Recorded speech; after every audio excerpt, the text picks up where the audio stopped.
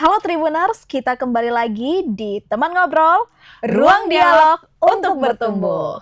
Nah, kali ini Tribuners kita akan membahas sesuatu yang hampir nggak bisa dipisahkan dari kehidupan anak dan orang tua masa kini. Wah, orang Bisa tua miss masa tebak? kini ya. Bisa nggak Miss tebak kira-kira? Apa tuh teman-teman? Coba komen dulu. Kita kasih Tribuners untuk komen dulu waktu ya. Kira-kira apa sih yang nggak bisa 5 dipisahkan detik, 5 detik. 5, 4, 3, 2, 1. Betul. Betul. Ya, screen time. Screen time. Iya, Miss. Oke. Dan ini sebenarnya bukan lagi pembahasan nasional tapi udah sampai internasional ya. Karena udah di mana-mana. Kita tahu ya zaman sekarang ini udah zaman digital, melek digital. Ya mau nggak mau harus menatap layar.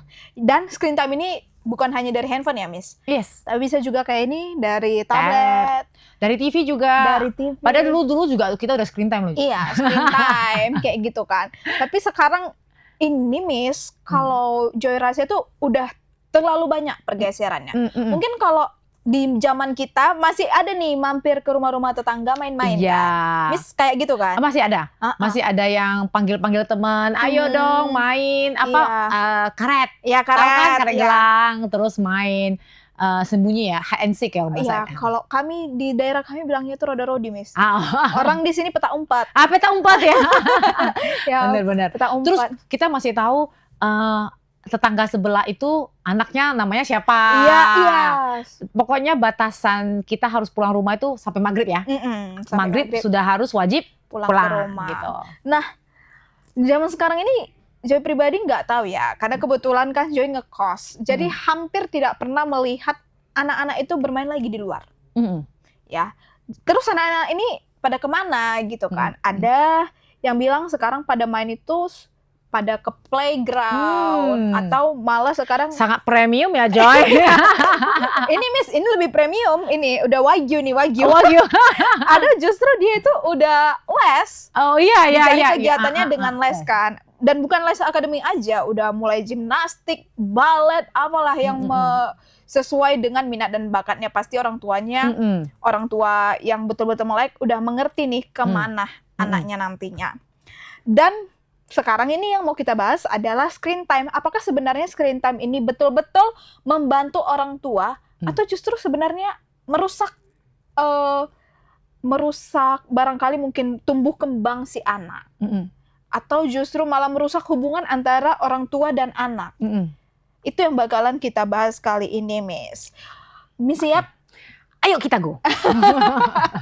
Untuk itu Tribuner seperti biasa Joy udah ditemani dengan Miss Ferawati Chandra BBA SE Certified Hypnotherapist, Certified Trainer.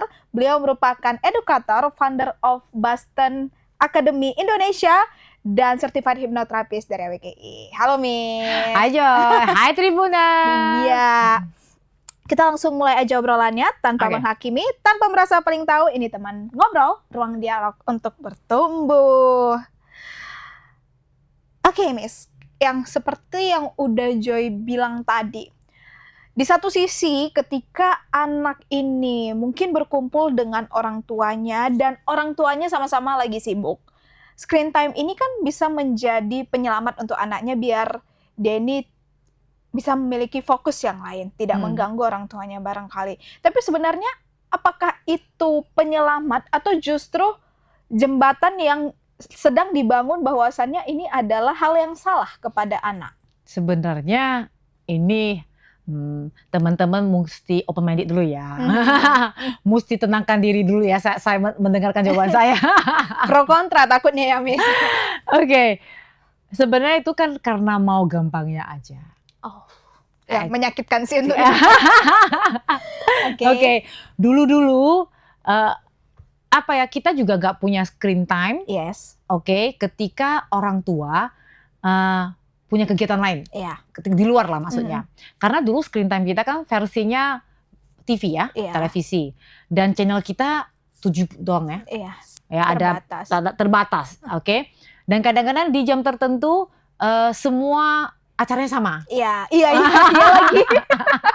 Di jam 7, jam 9, dunia dalam berita.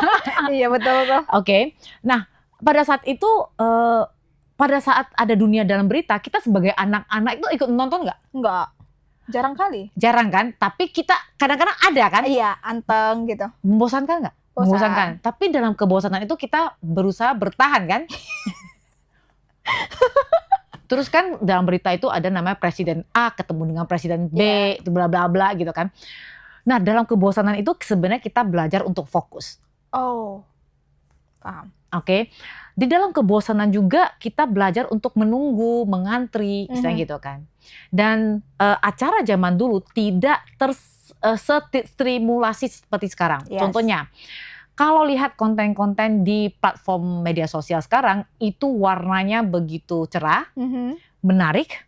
Jadi, dan itu bergantinya sangat cepat.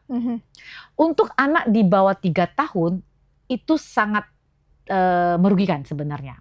Karena mereka tidak belajar fokus. Jadinya ya. Jadinya, that is why anak-anak bahkan sekarang ada yang namanya terapi fokus. Oh, oke. Oke. Bahkan ada sekarang namanya terapi behavior, sikap. Oh iya. Supaya bisa duduk diam doang. Itu hal yang susah, Miss. You see? Oke. Nah, sebenarnya kan mama dan papa, kita bisa milih sakit sekarang atau sakit nanti. Kalau kita sakit sekarang, kita take time sekarang untuk mengentertainment si anak ini dengan membatasi screen time-nya. Akhirnya kita kan tidak punya PR di belakang. Betul. Oke. Karena di bawah 3 tahun, bahkan kalau dokter dari dunia kedokteran itu di bawah 2 tahun itu nol screen time, 0 menit maksudnya. Tidak boleh sama sekali. Oke. Dan karena tidak ada memberikan keuntungan sama sekali. Untuk anak ya? Untuk anak. Kalau teman-teman mau cek Google, nah di atas 2 tahun dia kalau nggak salah 10 menit, 15 menit baru pelan-pelan naik. Itu ya. Dalam hal ini termasuk TV ya. Gitu. Nah, kedua hal lagi, tantangan isi konten itu sendiri, isi acara itu sendiri. Nah, zaman dulu isi konten atau isi acara itu sangat terbatas, Joy. Iya. Betul. Jadi data yang data anak-anak punya itu juga terbatas. Wong kartunnya juga terbatas kok, karena cuma ada Doraemon, Shinchan, bla bla. Ya kan? Iya. Oke. Tetapi sekarang dengan begitu banyak yang konten, yang belum tentu anak itu siap untuk terima konten itu. Banyak juga platform-platform media sosial yang menampilkan hal yang tidak pantas.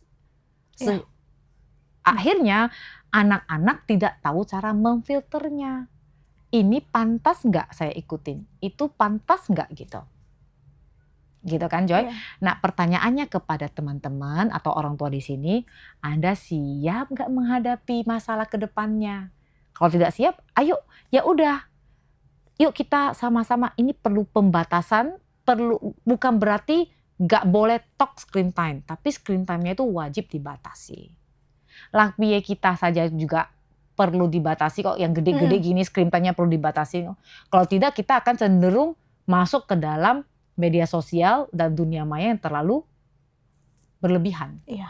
Akhirnya kita jadi nggak mau bertemu dengan manusia sesungguhnya kan, misalnya gitu. Bisa menyebabkan apatis. Nah, Miss, tapi Miss aja podcast di media sosial. Ya, ini konten edukatif.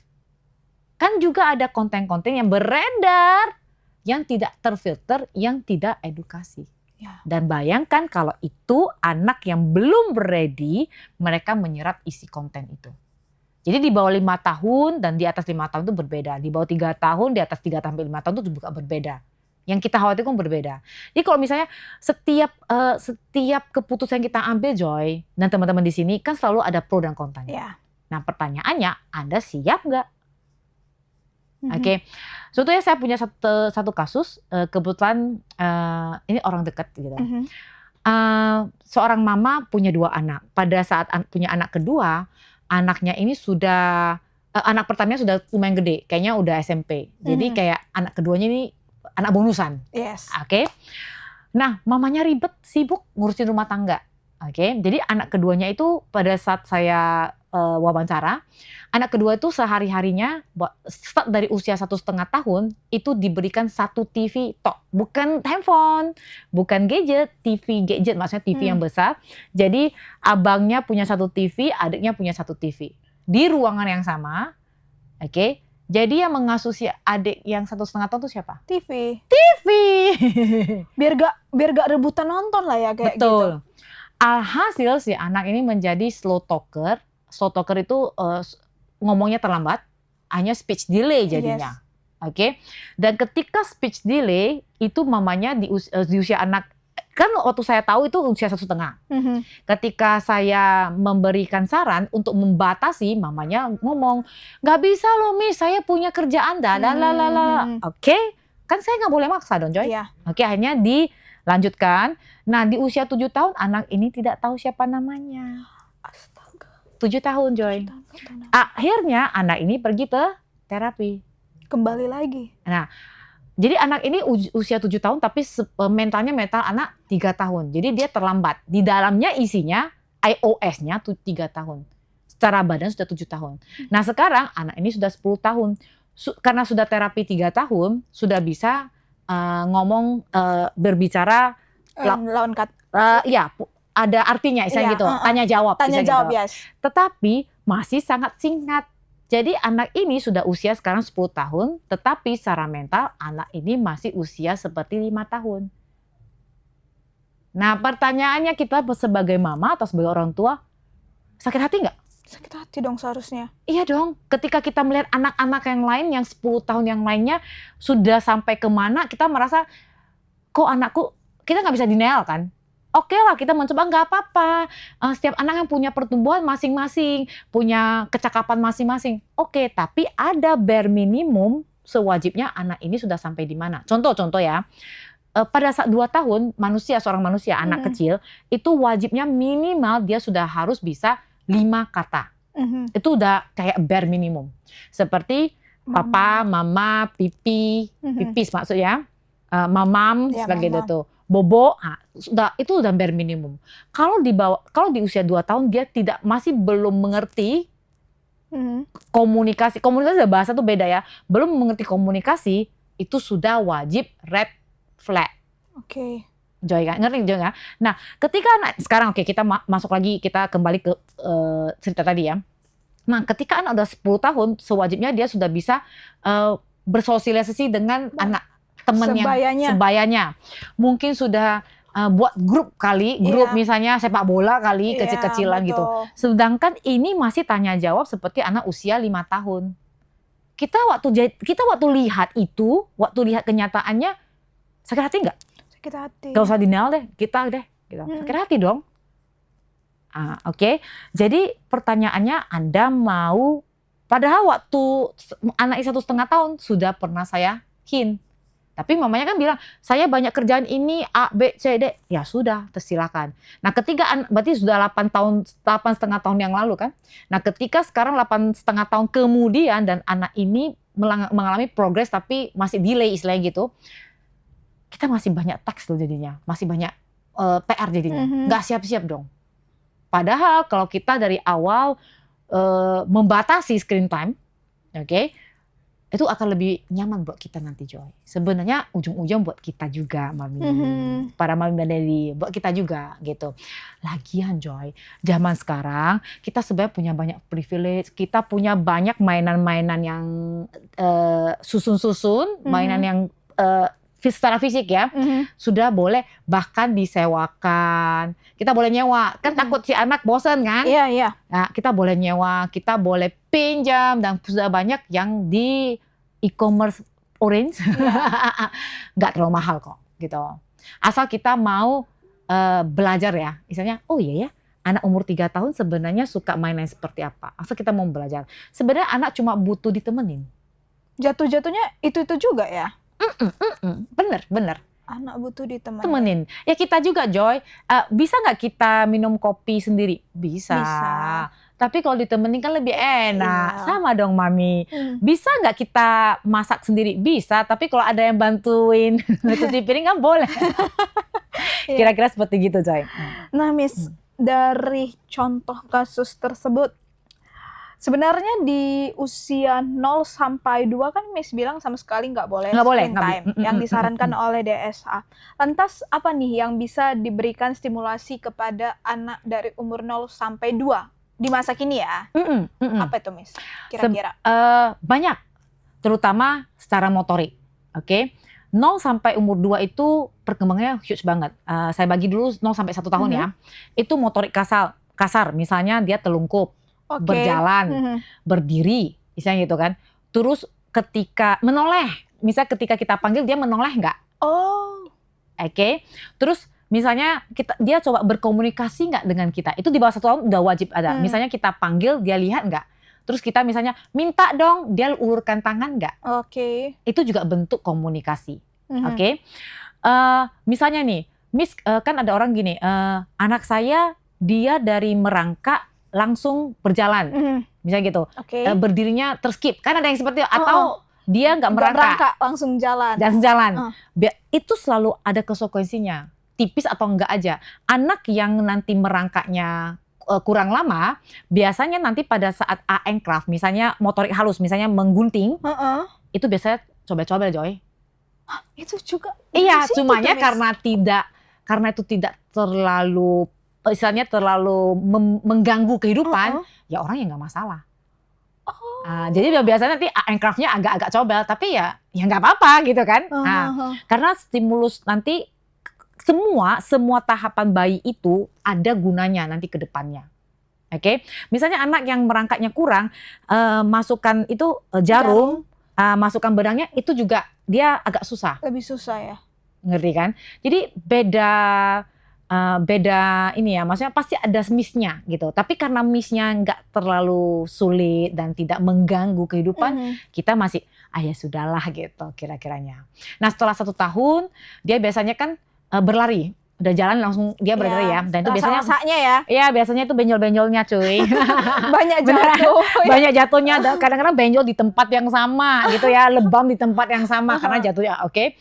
Nah, kita pernah nggak ngomong sama anak, kamu kok jatuh-jatuh aja sih, kamu nggak ini ya, nggak bakat jadi bisa lari, kan kagak. Kita kan terus kita kasih semangat kan. Dia mau besar. Ada mau besar. Oke. Nah, ketika kita mulai ajarin kan, misalnya hal-hal yang membahayakan, yang tidak boleh dipegang, misalnya api, benda-benda tajam, misalnya gitu. Tapi percayalah teman-teman, semakin kita larang, mereka semakin melakukannya. Dan itu hal yang wajar. Kita dulu juga kecil seperti gitu, Kong. Karena kita merasa penasaran. Manusia itu pada dasarnya secara naluri ya, diciptakan oleh Tuhan, itu punya perasaan ingin tahu yang tinggi.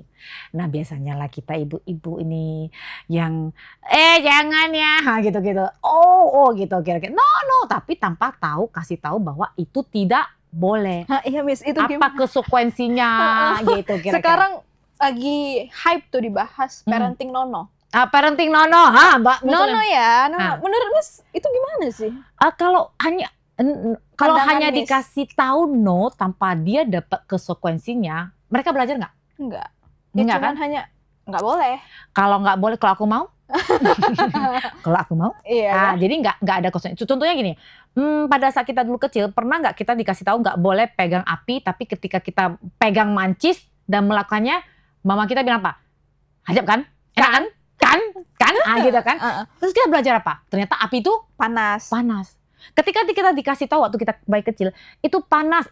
Kita tidak ada ide, tidak ada data di otak panas itu seperti apa. Oke? Lebih baik dikasih data dulu. Kalau cuma bilang no tanpa dia ada konsekuensinya, dia nggak tahu. Oke?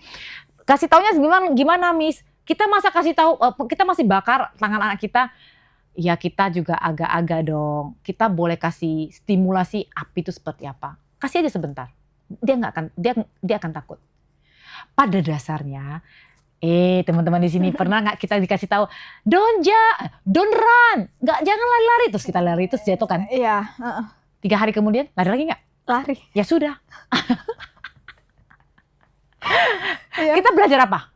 konsekuensi kan. Kalau lari itu bisa jatuh, kalau tidak hati-hati tuh bisa di sininya memar kalau jatuh, kalau luka seperti gitu. Tapi kita belajar sesuatu kan, si anak dalam hal ini belajar sesuatu. Tapi kadang kan Miss, ada aja itu anak, udah kita kasih tahu pun dengan benar, kita kasih tahu dengan kalau ini kamu lakukan bakalan seperti ini. Ada dia tipikal anak yang memang hiperaktif. Ya, oke. Hiperaktif kan, pokoknya aku mau. Oke. Nggak bisa dilarang. Nah, itu gimana tuh? Oke, sementara saya luruskan dulu ya soal hyperaktif. Oke, itu mesti ada diagnosanya. Jadi tapi anak yang cenderung kinestetik, zaman dulunya kita bilang lasa ya. Dulunya kita bilang lasa, sekarang kita bilangnya kinestetik. Oke, dia punya kebutuhan untuk bergeraknya lebih tinggi daripada orang lain. Jadi badannya ini nggak bisa kalau nggak gerak. Nggak nyaman. Pada saat anak yang kinestetik ini disuruh nulis, dia akan berdiri nulis tapi sampai pantatnya goyang-goyang. Berarti sering lihat gitu nggak sih? Sering. Tapi kalau anak yang kinestetik biasanya akan sampai 7 tahun, dia memang agak lasa, kinestetik, tukang gerak. Tapi nanti di 7 tahun dia akan pelan-pelan bisa mengontrol badannya sendiri. Pelan-pelan berubah. Oke? Berbeda dengan kasus hyperaktif. Kalau kasus hyperaktif itu badannya kan seperti baterai alkalin, kan? Dan tidak boleh lagi wajib kita membatasi asupan gula. Makanya ada istilah sugar rush ya? Ya, kita aja nih, kita lagi ngantuk-ngantuk nih di jam 2. Terus misal kita pesan kopi susu, kita sebenarnya minta apanya sih? Kita sebenarnya butuh kafeinnya supaya nggak ngantuk. Kalau butuh kafeinnya kenapa nggak americano? Jatuhnya butuh yang manis-manis ya. Jatuhnya akhirnya kita mau gulanya doang kan sebenarnya yang manis-manis. Nah, kalau anak yang memang sudah kita tahu kebutuhan kinestetiknya tinggi, itu wajib membatasi yang namanya gula dan MSG. Karena itu biasanya men-trigger gerakan motorik kasarnya lagi. Zaman dulu bilangnya lebih lasak lagi cuy. Oke. Dan saya ngomong sama mama-mamanya, Ci, dia ada kebutuhan untuk bergerak. Sama seperti kita, ibu-ibu punya kebutuhan untuk ngomong. Kira-kira nih, saya bilang sama Cici, di dalam 1 hari ini nggak boleh ngomong. Puasa ngomong, Cici bisa tahan? Enggak. Mami bisa tahan nggak? Enggak kan? Oke. Kan pasti kayak ada sesuatu yang kurang kan? Itu yang terjadi pada badan dia. Jadi lebih baik disalurkan energi yang berlebih ini. Dulu kita suka bilang ya, ini anak kepo banget sih. Jalan sana, jalan sini, jalan sana, jalan sini kan. Biasanya anak seperti itu biasanya saya berdayakan asisten saya. Dek, can you help me to take that? Can you help me to close the door? Dia akan merasa, oh ya dia berguna ya. Dan itu membantu saya. Lucu lagi cuma membayangkan. Ngerti kan? Masih kecil gel-gel. Ngerti kan? Help me to do that, help me to do this ya. Itu sebenarnya pemberdayaan yang lebih positif nih menurut saya. Jadi anak yang kebutuhan kinestetiknya lebih tinggi itu sama seperti kita kebutuhan oralnya yang tinggi. Kan ada anak yang cerewet kan? Iya. Yang ngomongnya nggak berhenti-berhenti. Iya. Oke, apa aja dia ngomongin. Kenapa kita rasanya lucu? Terus kenapa anak yang punya kebutuhan bergeraknya tinggi terus kita rasa nggak lucu? Iya. Nggak adil dong. Double standar. Jadi kita kita ganti point of view-nya. Anak ini punya kebutuhan bergerak, badannya mesti bergerak. Jadi kalau disuruh puasa gerak, dia akan sangat menderita. Apa sih yang bisa kita lakukan untuk dia menyalurkan? Jadi kadang-kadang saya suka ngomong gini, tergantung anak ini umur berapa ya. Kalau anak masih umur 2 atau 3 tahun, saya bilang sama maminya, Mami mau nggak rental ini trampolin? Rental, saya nggak minta beli ya, karena trampolin kecil itu cukup mahal sih, 1 jutaan atau 2 juta. Jadi cukup mahal kan, dan anak-anak juga bakal agak bosen ya. Nah, oke. Zaman dulu kita juga ada loh rental trampolin di rumah. Sofa ya? Yes. Tempat tidur. Yes. Yes. Nah, jadi kita misalnya saya minta sama mamanya, boleh nggak rentalin trampolin? Mungkin 1-2 minggu aja untuk menyalurkan. Oke. Atau kalau memang dia punya kebutuhan kinestetik yang berlebih, suruh aja atau kasih aja les renang. Taekwondo. Olahraga seperti itu. Daripada disuruh tetap fokus menonton layar. Dan duduk diam. Gak akan, sumpah. Nah akhirnya layarnya dibawa kemana-mana kan? Makan nanti dia gini, Miss. Sambil makan kan harus nengok layar tuh. Disimpan di sini nasinya. Karena fokusnya jadi ke situ kan, nggak fokus dimakan kan gitu. So setiap anak itu dengan kriteria masing-masing, dengan kecenderungan masing-masing selalu ada solusinya. Oke. Kalau kita mau bertanya lah, gitu kira-kira seperti itu. Oke, Miss. Udah cukup banyak. Nih, kalau dia bilang kayak gini, iyalah karena kalian mungkin mampu bisa ngelesin, bisa disalurkan bakat anaknya. Tapi ya kami yang mungkin kehidupannya pas-pasan. Apa tuh, Miss? Gimana? Tuh, Joy, pernah nggak Miss bilang, kita ngobrol ya, kita diskusi pada saat episode bulan lalu, bahwa kalau kita mau punya anak, kita harus rencanakan. Dan kalau misalnya itu sudah ada, ya sudah. Kita berusaha untuk memberikan dia stimulasi dari kita. Karena sama aja Mami, kalau kita cari alasan, kembali lagi ke cerita tadi ya, cari alasan bahwa saya banyak pekerjaan, saya ini, ujung-ujungnya ada lebih banyak pekerjaan di ujung. Iya, jadi lebih repot. Di ujung, lebih mahal Joy. Lebih mahal Joy. Dan dia juga udah semakin besar ya kan, Miss? Iya. Dan kasihan banget, akhirnya dia ketinggalan yang seharusnya dia bisa nikmati. Kok gitu proses belajarnya jadi bagaimana, Miss? Apakah mereka akan mengikuti sekolah yang normal? Nggak bisa. Oh, nggak bisa ya? Nggak bisa. Wow. Nggak bisa. Biasanya anak seperti mereka either homeschooling, atau panggil guru privat ke rumah, atau sekolah alam, Joy. Apakah selamanya? Enggak, belum tentu selamanya. Bisa aja nanti, syukurlah zaman sekarang kita sudah ada namanya kejar paket C, bisa aja. Jadi jangan berputus asa. Nggak melulu itu maksudnya udah dead end, misalnya nggak ada lagi solusi. Nggak seperti itu, Joy. Asal kita sebagai orang tua, kita tahu nih, kita mau bawa anaknya kemana. Oke, banyak pianis-pianis terkenal yang zaman dulu, Joy. Sebenarnya masalah hiperaktif, ADHD, autism itu bukan hanya zaman sekarang, Joy. Zaman dulu juga ada, udah ada. Oke. Teman-teman boleh search di Google, banyak pianis-pianis terkenal itu sebenarnya didiagnosa oleh dokter autism. Oke. Tapi mamanya menemukan bakatnya di bidang piano. Ya udah, itu aja. Diasah. Oke. Saya punya satu murid, kebetulan murid ini sekarang usia 8 tahun, Secara oral kalau dia ngomong very good, Joy. Dia sangat critical thinkingnya ada seperti anak usia 8 tahun. Tapi ketika itu membaca atau melihat angka, buyar, Joy. Jadi anak ini setelah didiagnosa oleh psikolog, psikolog anak dan dokter anak itu diseleksia. Jadi kesulitan untuk membaca. Jadi mamanya taruh di sekolah umum. Jadi saya bilang, Mami, ini kan Cici sudah tahu sekolahnya ini sangat akademis. Tentu saja sebenarnya tidak bisa mengimbangi. Tapi kalau Cici memang tujuannya untuk taruh di sekolah umum supaya anak ini belajar bersosialisasi, silakan.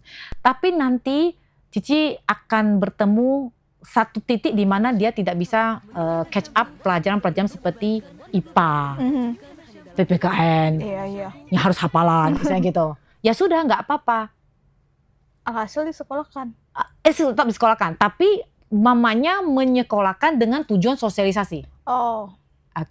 Jadi kita fokus aja. Jadi terus saya bilang, nah nanti anak ini usia 15 tahun, jadi kita target ke anak ini beda, hanya bisa baca tulis hitung. Udah, nggak usah mikir lagi. Nah ketika anak usia 15 tahun, tapi semakin muda semakin baik ya, Joy. Anak ini kalau kita lihat bakatnya di mana, contohnya dia punya bakat, misalnya ketika dia ke bengkel, dia punya bakat untuk mereparasi sesuatu, atau dia suka misalnya gitu, atau dia ketika ke salon misalnya gitu kan, dia punya hand skill yang bagus, ya udah nggak apa-apa, itu juga bisa kok menghasilkan uang, it's okay, nggak masalah. Jadi itu bagi saya selalu mengompak itu anak-anak yang non akademis. Anak-anak yang non akademis bisa nggak mandiri untuk hidupnya sendiri? Bisa, nggak masalah, Joy. Nah karena kebetulan ini anaknya agak berbeda. Sekarang secara oral, secara kehidupan sehari-hari, dia mampu.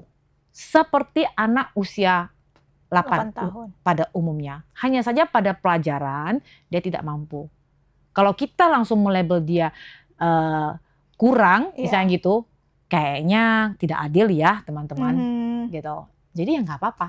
Kita lihat aja dia skillnya apa, Mhm. keahliannya apa, kita Push. push di sana saja. Kita kasih dorongan dan dukungan di sana. It's fine. Ada loh dan banyak loh yang akademisnya nggak bagus terus jadi penata rambut terus kaya raya banget, Iya. bagus banget gitu. Jadi it's okay, nggak masalah gitu.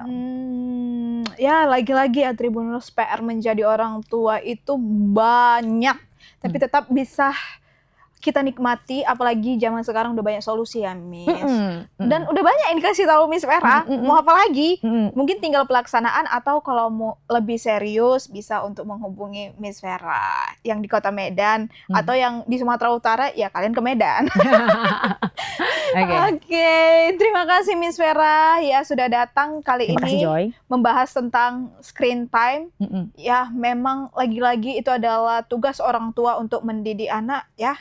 Bisa jadi simpulkan di usia 0 sampai 2 zero. Tidak sama sekali screen time baik dari tablet, handphone, televisi, tidak ada. Jadi lebih bagus diberikan stimulasi ke yang lain, mungkin belajar sensorik, motorik, diperhatikan ya kan Miss. Bahkan audio juga bagus loh. Misalnya anak lagi, mereka lagi main, terus dibuka lagu-lagu, misalnya lagu-lagu klasik. Iya. Itu juga menstimulasi otak mereka loh. PR, info menarik. Fun fact, ternyata dari lagu juga ya, itu bisa. Wah, sebenarnya banyak, cuman kita aja ya kayak dibilang Miss Vera, jangan malas ya lagi-lagi ya. Let's do our homework. Ya, memang seperti itu. Oke, terima kasih juga kepada Tribuners yang udah menonton teman ngobrol sampai selesai, nggak bosan-bosannya. Kalau kalian ada yang mau dibicarakan, mau didiskusikan, boleh tulis di kolom komentar. Joy kurang gula nih, atau kurang air. Boleh tulis komen kolom apa-apaan ya. Kami akan kembali lagi minggu depan. Terima kasih ya Miss Vera. Terima kasih gitu, Joy. Aku Joy. Aku Miss Vera. Dan yang kru bertugas pamit undur diri. Bye Tribuners.